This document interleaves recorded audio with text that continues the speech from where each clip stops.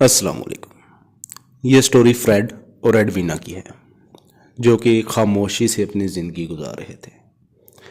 जब हमसायों ने कुछ दिनों तक उन दोनों को नहीं देखा तो उन्हें कुछ अजीब लगा।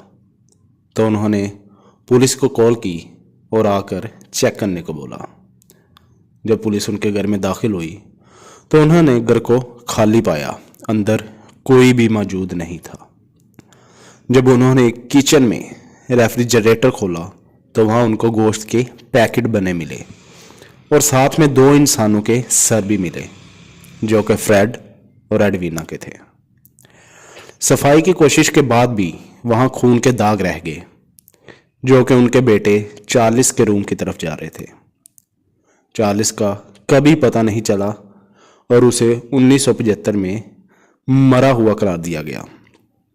पुलिस को कुछ ऐसी चीज़ें मिली जिनके बारे में कहा गया कि ये कत्ल में इस्तेमाल हुई है, जैसा कि हथौड़ा, कैंची और आरी वगैरह।